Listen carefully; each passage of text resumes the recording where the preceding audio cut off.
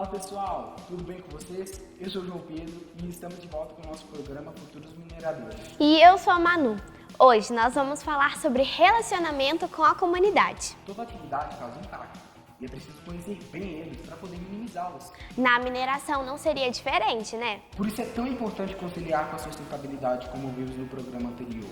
E também ter uma boa relação com a comunidade onde essas mineradoras atuam. Vamos assistir agora uma matéria sobre o programa Protegendo as Crianças, desenvolvido pela Gerdau.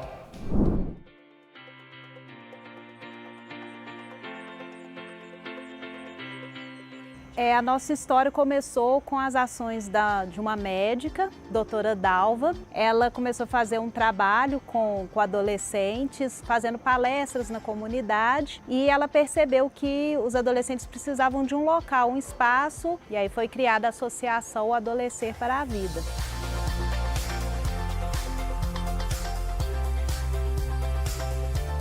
Nosso objetivo é promover o desenvolvimento harmônico da criança e do adolescente, né, buscando prevenir os riscos sociais, né, as vulnerabilidades que eles estão inseridos, né, para que possam ter uma vida melhor.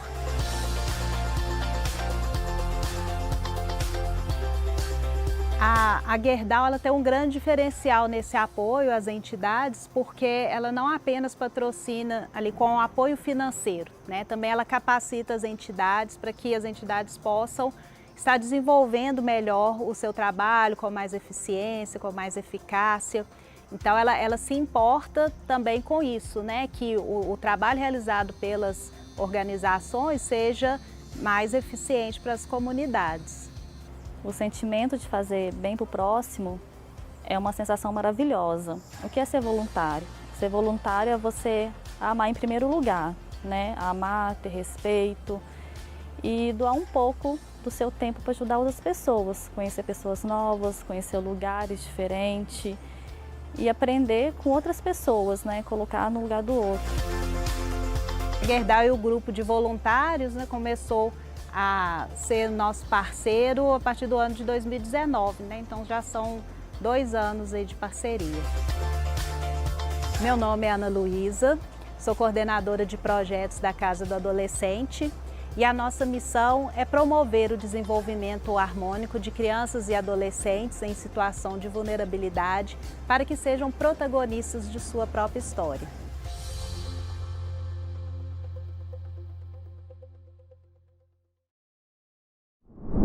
Nossa, foi muito legal a Associação Adolescer para a Vida, não é, Manu? Legal e necessário, João. São ações assim que realmente fazem a diferença nessa relação entre o setor mineral e a comunidade ao redor. Totalmente. E para continuar falando disso, vamos entender a importância da relação com a comunidade. Com certeza. Confiram agora mais um episódio da série em que participamos, Entendendo a Mineração.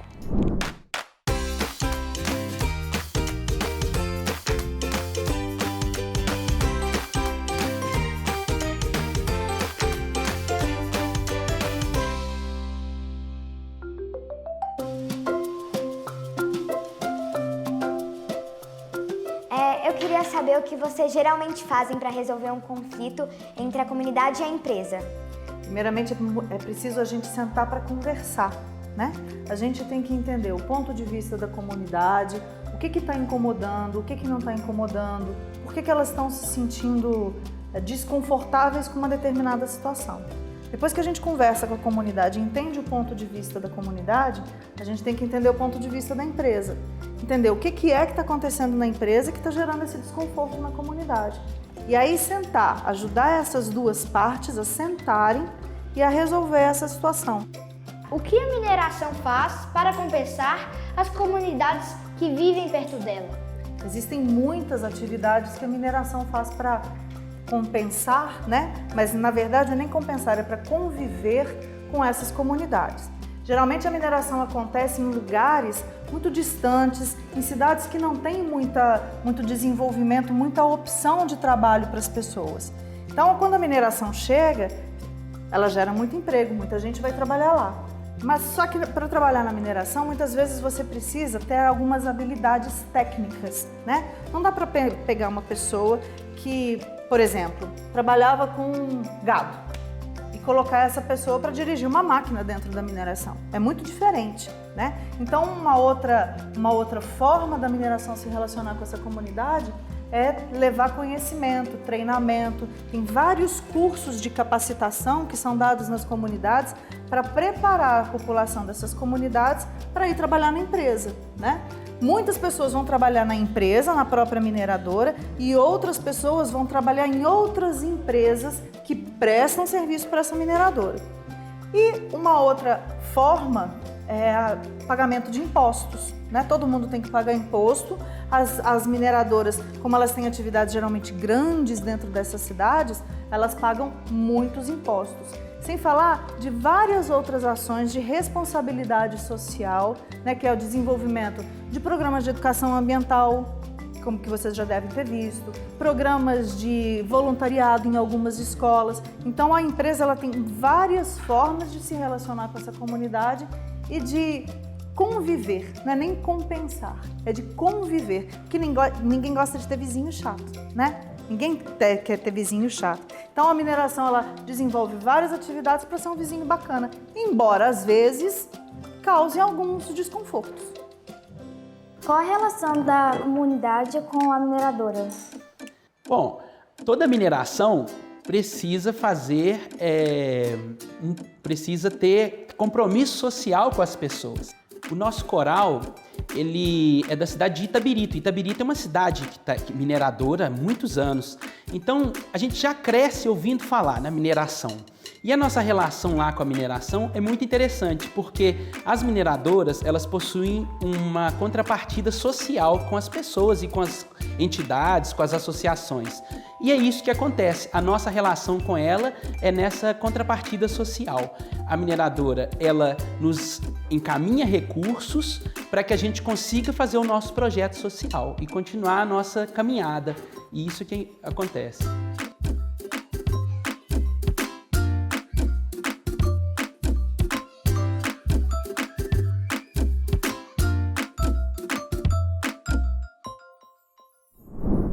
Em 2020 foi um ano desafiador. E sabe o que saiu mais forte ainda? O compromisso MRN com as pessoas que fazem parte dessa história de mais de 4 décadas. A atenção com as comunidades e a preservação do meio ambiente. Afinal, como diz o CEO Guido Germani no relatório Sustentabilidade 2020, somos a maior mineradora de bauxita do Brasil. E fazemos isso olhando para as pessoas. E investir no capital humano é investir no meio ambiente. É só navegar no relatório para entender como a empresa leva adiante esta forma inovadora de fazer a mineração.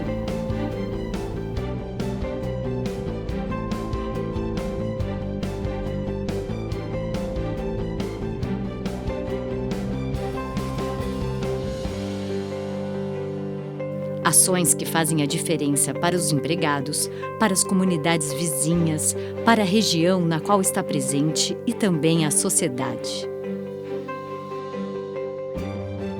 O diálogo está sempre presente para a evolução constante e a conquista da excelência operacional.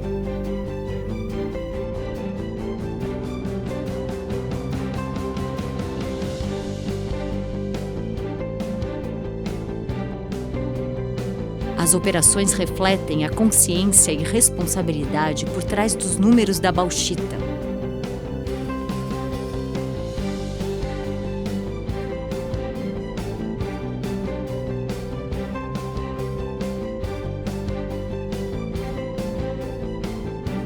E a inovação, que tanto transforma a vida de todos para melhor, é usada para o desenvolvimento de tecnologias e de pessoas. A restauração e preservação do meio ambiente é um capítulo à parte. E vai muito além das obrigações, pois já faz parte do DNA da empresa. Quando o assunto é segurança no trabalho e saúde ocupacional, fica claro o respeito e o cuidado com os empregados.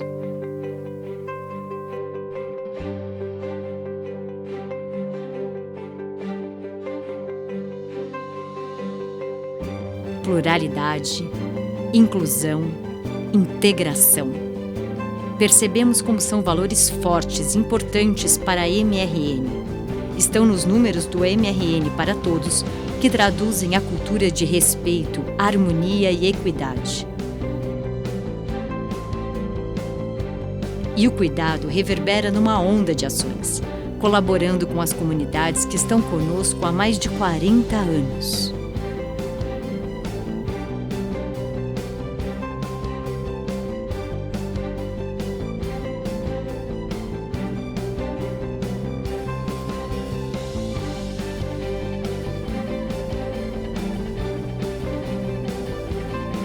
O balanço financeiro encerra o relatório Sustentabilidade MRN 2020.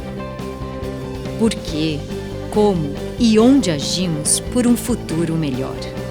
Dividindo com você um conteúdo que coloca no papel o que todos aqui levam no coração.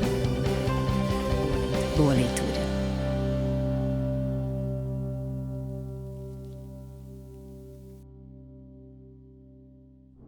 Nossa, como a gente viu no episódio, é super importante o diálogo nessa relação entre o minerador e a comunidade. Não é, Manu? Com certeza! E foi isso e mais um pouco que perguntamos para a Anne e a Carla. No nosso quadro Futuros Mineradores Entrevista, A gente falou sobre relacionamento com comunidades e também gestão de conflitos. Assistam aí!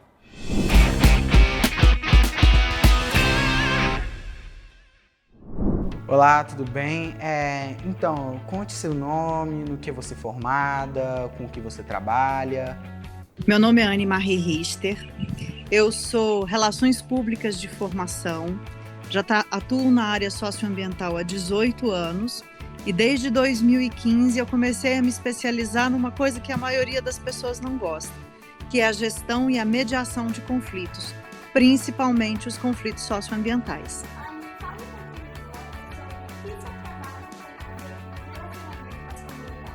O meu trabalho é ajudar empresas dos mais variados segmentos a estabelecer relações de qualidade com todas as pessoas interessadas, envolvidas e que têm alguma coisa a ver com o empreendimento. Isso vai não só das comunidades, como também prefeituras, câmaras de vereadores, comunidades vizinhas e comunidades um pouco mais distantes do empreendimento, o Poder Judiciário, ONGs. Então, Anne, o que é mais importante quando se trata de conflitos? A coisa mais importante quando a gente tem um conflito é desenvolver a nossa capacidade de ouvir a outra pessoa para entender. Na maioria das vezes, quando a gente ouve o outro, a gente não ouve de verdade. A gente ouve para pensar na resposta que a gente vai dar e não para entender até como que o outro chegou nesse ponto de vista, como que o outro entende a realidade dele. Então, desenvolver a habilidade de escuta no momento de um conflito é muito importante. Todo conflito, principalmente um conflito socioambiental, ele é complexo. E a gente não gosta muito de complexidades, mas a gente tem que aprender a encontrar a beleza nisso e entender que é a escuta que vai nos proporcionar a transformação desse conflito com as pessoas interessadas.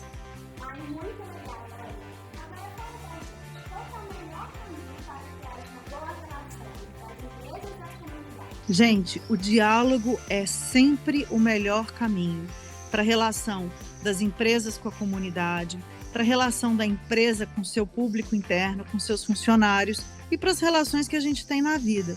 A gente muitas vezes foge de conversas difíceis porque a gente tem medo do que a gente vai falar vai machucar os outros, ou a gente tem medo do que vai ouvir, mas nada substitui um bom diálogo na construção de relações que sejam duradouras. Certíssimo, Anne. Muito obrigado, viu?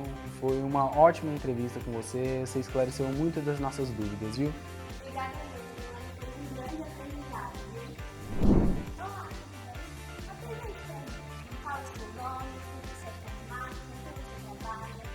Olá, meu nome é Carla, eu sou Relações Públicas e trabalho como gerente de relacionamento com comunidades na AngloGold Ashanti. O que o seu trabalho tem a ver com relacionamento com as comunidades? Então, João, nessa posição de gerente de relacionamento com comunidades, eu posso dizer que tem tudo a ver. Eu sou responsável por possibilitar, né, que a empresa e as comunidades dialoguem, que elas conversem entre si, cada uma trazendo a sua necessidade.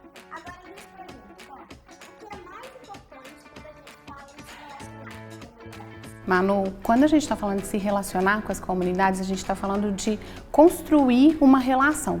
E nesse sentido, eu acredito que a confiança é importante e, sobretudo, o compromisso. Quando a gente faz o relacionamento com comunidades, a gente não é só a empresa. Por exemplo, a Carla da AngloGold também é a Carla da comunidade. Não tem como eu descolar essas duas pessoas, entende? Ô Carla, e quando acontece algum dano, algum patrimônio público ou privado, você é a ponte que liga a mineradora com a comunidade ou tem algum órgão específico? Excelente pergunta, João. Na nossa atividade, existem situações que às vezes podem fugir do nosso controle. E nessas ocasiões, pode acontecer um incidente. E esse incidente impactar de alguma forma as comunidades onde a gente atua. Geralmente, essa notícia chega realmente pelo time de relacionamento com comunidades. Então, a gente tem pessoas que estão diariamente relacionando com os moradores, com as instituições, e quando chega uma demanda dessa, quando acontece um episódio desse, geralmente nós somos os primeiros a saber e somos responsáveis por levar essa informação para dentro da empresa e atuar, observando ali o que aconteceu, quais são as medidas a serem tratadas, tudo isso em conjunto com as outras pessoas das áreas específicas. Com certeza, né? Eu que agradeço a vocês a oportunidade e contem com a gente. Oi pessoal, tudo bem? Hoje nós estamos com dois convidados super especiais e nós vamos entrevistar futuros mineradores entrevistantes. Mas João, eu tô super animada para saber o que é essa associação que tem a ver com relacionamento com as comunidades. Eu também estou muito ansioso, Manu.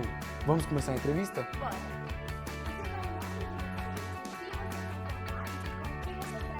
Bem, eu sou o presidente da AMIG, que é a Associação dos Municípios Mineradores de Minas Gerais e do Brasil. Eu sou prefeito de Conceição do Mato Dentro e eu sou formado em Direito e tenho pós-graduação em Direito Ambiental e Direito Minerário. Meu nome é Valdir Salvador, eu trabalho como consultor de Relações Institucionais e Desenvolvimento Econômico da AMIG. Sou formado em Administração e Mecânica e trabalho com consultoria, implantação de empreendimentos e relações institucionais. Então, uma dúvida, o que é a AMIG? A AMIG é uma entidade privada que reúne os principais municípios mineradores do Brasil. A AMIG hoje congregam 43 municípios de Minas, do Pará, da Bahia, do Mato Grosso e do Rio de Janeiro, caminhando para o 6º estado, que será Goiás, através do município de Minasul, e esses municípios representam hoje 60% da produção brasileira de minério de ferro. Muito legal saber disso. Agora, fala pra gente, o que o trabalho de vocês tem a ver com relacionamento com as comunidades? Tem tudo a ver, viu, Manuela, João, porque é nos nossos territórios onde se faz a mineração, E é nas comunidades, no entorno, no nosso município, que são impactados, que recebem um impacto direto dessa atividade, geradora de emprego, geradora de renda, mas que gera impactos, tanto ambientais quanto sociais. Então, é nos nossos municípios que nós recebemos todas essas situações. Então, o município, a prefeitura, tem uma responsabilidade muito grande na ação direta do empreendimento minerário no seu território. Além disso, é preciso dizer que a AMIG tem alguns papéis fundamentais. Ela trabalha pelo desenvolvimento da mineração pela ótica dos municípios. Quem financia as políticas públicas das principais cidades mineradoras são os recursos do royalty. Então, mais uma vez, está o município na relação com a comunidade. Ele busca recurso para financiar as políticas públicas que atendem a comunidade. Muito interessante, né, João? Agora, fala pra gente, como que retirada da mineração no município de Conceição do Mato Dentro. Quais foram os pontos positivos e os pontos negativos? Os pontos positivos é o desenvolvimento econômico, a geração de emprego, a geração de renda. E os impactos negativos, eu posso te dizer que o crescimento desordenado da cidade, que nós temos que nos preocupar, que é a gestão territorial, né, o aumento da população, que gera impacto na saúde, que gera impacto na educação, que gera impacto na habitação. Então, são questões positivas e muito positivas, e tem questões negativas que precisam ser mitigadas. Muito legal, né, João? Olha o tanto de coisa que eu anotei. É uma aula. Muito obrigada por todo esse aprendizado. Manu, que incrível esse trabalho. Muito legal e desafiador, né? Sem sombra de dúvidas. E continuando a nossa temática sobre a relação com a comunidade, vamos assistir agora essa matéria sobre viveiros comunitários em Santa Rita. Um projeto da Kinross Mineração. A reabilitação ela é uma peça importante da estratégia de sustentabilidade da Kinross. Para isso, nós precisamos de mudas, né, para serem utilizadas aqui. E a gente entende que para que o processo seja bem sucedido, ele só pode ser conduzido com o apoio da comunidade e com o conhecimento dessa comunidade. A ideia, quando a gente pensou em desenvolver o plantio de mudas com a comunidade de Santa Rita, foi aproximar a comunidade de uma atividade que está ao lado dela e quer entender a importância daquilo para a melhoria do ambiente em geral. Então, a gente começou mapeando quais as famílias interessadas em participar desse processo. Foi construído em cada propriedade um mini viveiro.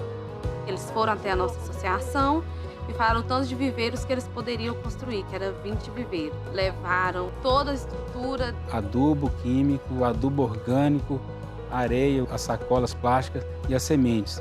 E o pessoal da comunidade de Santa Rita, eles fazem a produção das mudas em si. E a gente, além disso, ofereceu um apoio técnico durante todo o processo. A gente tinha perguntas, eles sempre esclareciam nossas dúvidas.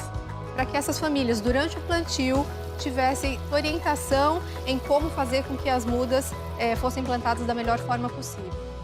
E eles vão desenvolver essas mudas e depois nós vamos comprar essas mudas, gerando renda para essas comunidades, mas mais do que isso, fazendo com que as comunidades participem no processo de produção das mudas e depois do plantio nessas áreas da empresa. E é isso que a gente quer despertar em vocês também, o senso de participação mesmo, o senso de colaboração. Vocês são parte disso aí, vocês fazem parte dessa recuperação.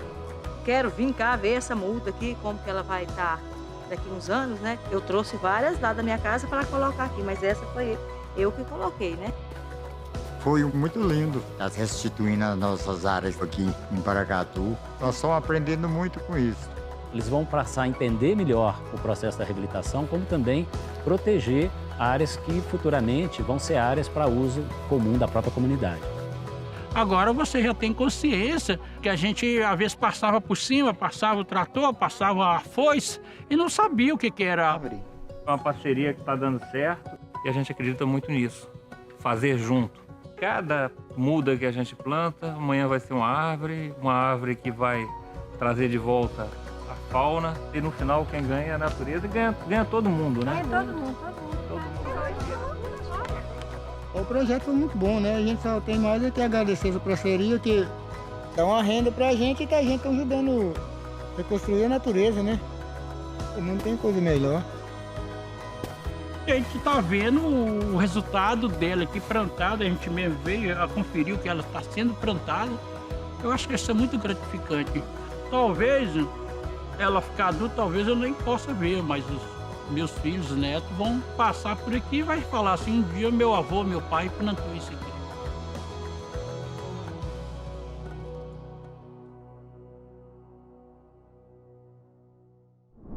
Manu, eu não imaginava que um projeto assim pode ser uma troca e beneficiar tanto a comunidade como a própria empresa. Ai, eu também não. Incrível esse projeto de plantio de mudas, né, João? Com certeza. E sabe o que também está muito incrível, gente?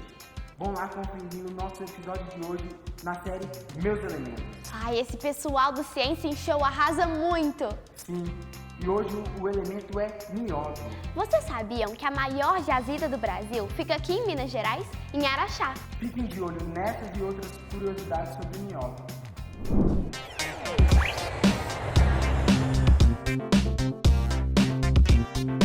Olá, sejam bem-vindos à série Meus Elementos. Aqui você vai conhecer alguns elementos da tabela periódica, entender de onde eles vêm, para que servem, onde são usados e, quem sabe, até aprender a fazer alguns experimentos divertidos com eles.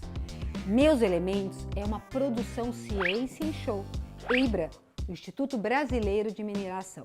Afinal, boa parte dos materiais presentes na nossa vida cotidiana são obtidos pela mineração.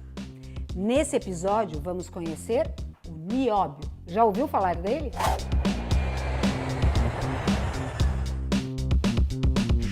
Um metal com propriedades muito interessantes. Ele tem um aspecto metálico brilhante e, como boa parte dos elementos, não é encontrado livre na natureza, mas ligado a outras substâncias no material denominado minério. A exploração desses materiais é chamada mineração. Existem muitas jazidas com nióbio pelo mundo, mas poucas são exploradas comercialmente. E o Brasil tem a maior delas, que fica na cidade de Araxá, em Minas Gerais. O minério que tem lá chama-se pirocloro e a concentração dele, de nióbio, é de 2,3%. Por isso, depois de escavar toneladas de minério, ainda há um longo caminho com processos físicos e químicos para extrair o metal puro desse concentrado de substâncias. Ficou curioso? Daniel, explica pra gente como funciona. Claro que explico, Ana. Funciona assim. Primeiro, acontece a concentração, um processo de separação magnética e flotação que eleva a concentração de 2,3% para 50%. Na etapa seguinte, chamada de refino, retira-se o enxofre, o cloro, a água, o fósforo e o chumbo dessa mistura. O resultado é o pentóxido de nióbio, uma molécula que, além do nióbio, ainda contém oxigênio. Por fim, outro processo químico retira o oxigênio e o resultado é o nióbio propriamente dito. A indústria que faz todo esse processamento ainda é capaz de produzir diversos materiais que têm usos distintos. Por exemplo, ferro-nióbio, uma liga usada em siderúrgicas para a produção de aços de alta resistência que são usados em navios, pontes, carrocerias de automóveis, gasodutos. Óxidos de nióbio são usados em aplicações de alta tecnologia, como lentes para telescópios e câmeras fotográficas, baterias de carros elétricos, catalisadores, ligas de grau vácuo, usado na produção de superligas resistentes a altas temperaturas para a fabricação de motores de foguetes, turbinas de geração de energia elétrica, e nióbio metálico. É um metal com 99% de pureza, utilizado na fabricação de aparelhos de ressonância magnética, tomógrafos, aceleradores de partículas, pois eles têm propriedades supercondutoras e são resistentes à corrosão. Fala a verdade, esse elemento é incrível, hein? Você sabia que só uma pitadinha de nióbio na produção de aço aumenta muito a resistência final do produto? Eu não estou exagerando quando eu falo pitadinha, não. Em 1 tonelada de aço, vai apenas 1 quilograma de nióbio para conseguir esse material especial. Com o aumento da resistência, é possível fazer chapas mais finas e, consequentemente, carros, pontes e navios ficam mais leves. O Brasil foi pioneiro na produção de nióbio. Por volta de 1950, com a descoberta dessa jazida em Minas Gerais, instalou-se uma indústria e hoje o país produz 82% do nióbio usado no mundo. E a ciência, que foi importante desde a descoberta do elemento químico até a sua aplicação tecnológica, ainda é fundamental para o desenvolvimento de novas utilidades. Produzir materiais, descobrir novas propriedades e criar tecnologias baseadas no nióbio depende de investimento em ciência, tecnologia e inovação. Da tabela periódica para o mundo. Acompanhe mais episódios dessa série sobre os elementos químicos e a mineração. Até o próximo vídeo.